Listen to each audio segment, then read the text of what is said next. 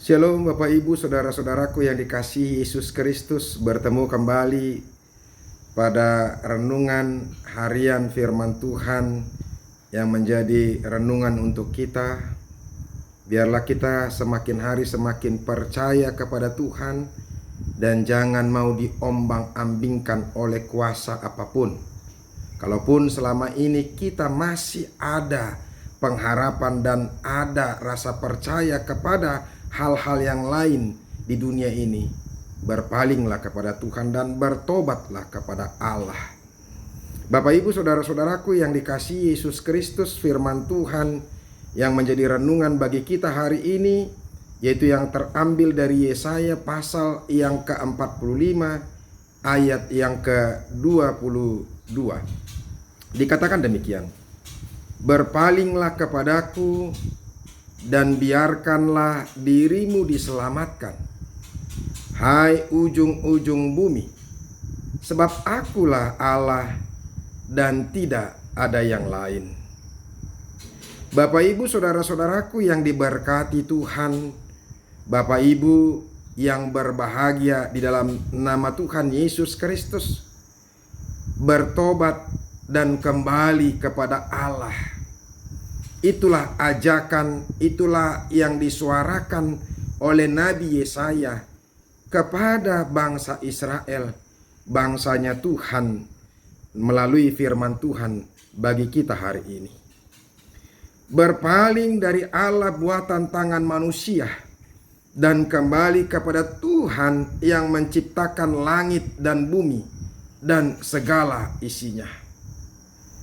Berpaling dari kebodohan mereka yang telah menjadi kejijikan bagi Allah, karena mereka menyembah Allah buatan tangan manusia dari kayu yang tidak bergerak. Bayangkan saudara-saudara, mereka percaya dan menyembah kayu. Mereka berpengharapan kepada kayu. Mereka menyampaikan kehidupannya dan meminta keselamatan kepada kayu. Bukankah itu merupakan suatu kebodohan bagi bangsa Tuhan? Sebab mereka yang percaya kepada Allah ciptaan tangan manusia, itu adalah orang-orang yang bodoh dan tidak berpengetahuan.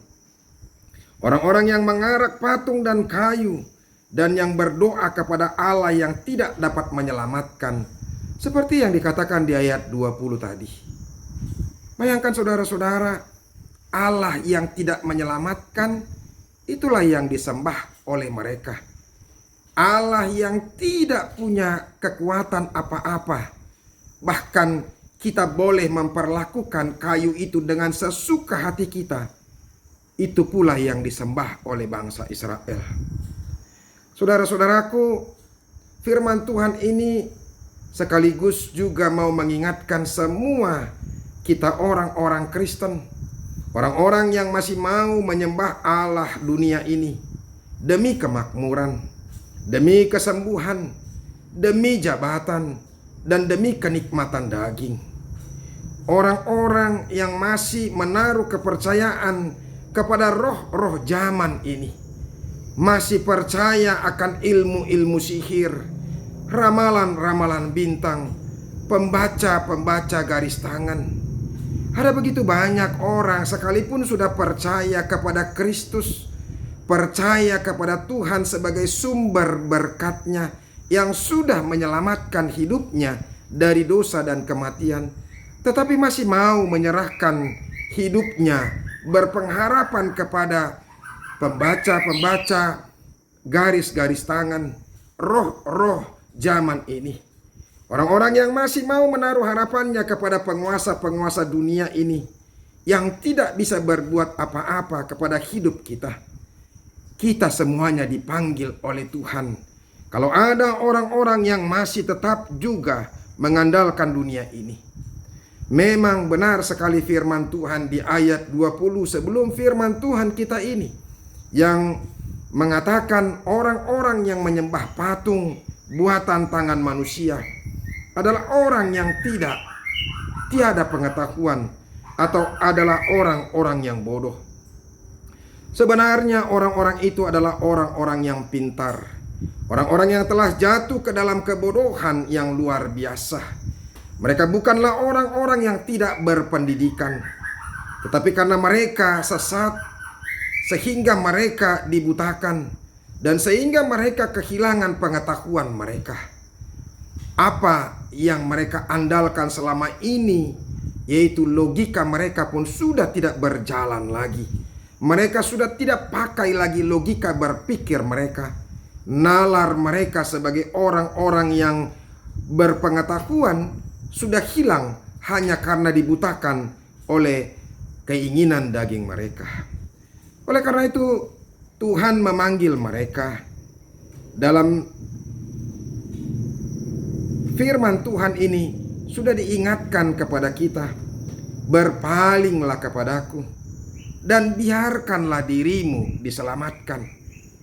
Di tengah-tengah keberdosaan mereka yang telah mendukakan hati Tuhan itu, yang membuat mereka jatuh ke dalam pembuangan, Tuhan ternyata masih memanggil mereka pulang kembali ke jalan Tuhan, kembali percaya kepada Tuhan dan berpengharapan kepada Tuhan, supaya mereka diselamatkan.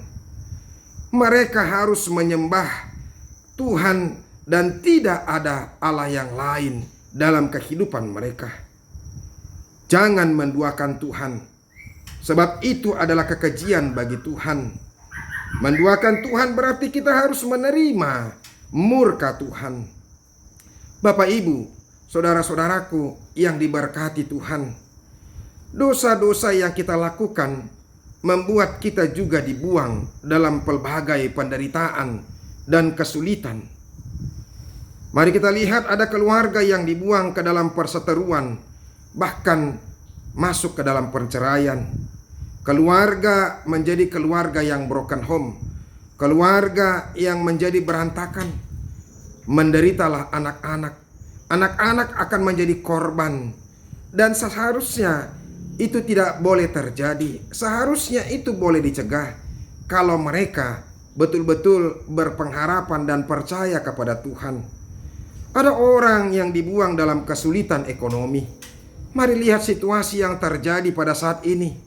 Mungkin saja ini caranya Tuhan sedang membuang orang-orang yang tidak percaya, yang tidak menaruh pengharapannya kepada Tuhan dalam masa pandemik virus corona ini, supaya mereka boleh menyadari diri mereka, supaya mereka juga boleh mendengar panggilan Tuhan, terutama ketika firman Tuhan ini disuarakan bagi kita semua.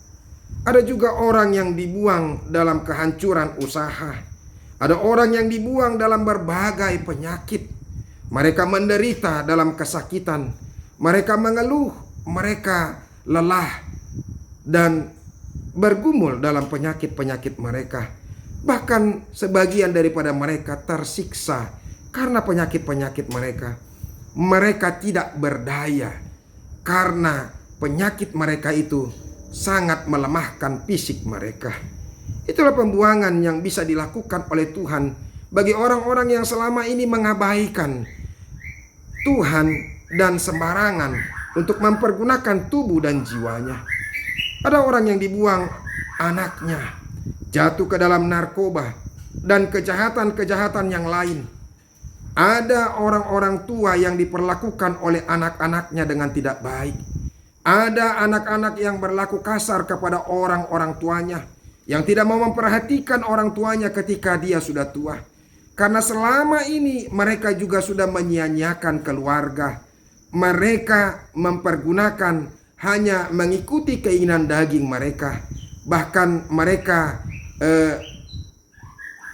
mengabaikan keluarga selama ini, karena mereka selalu mengingini kenikmatan daging dan percaya kepada Allah yang lain.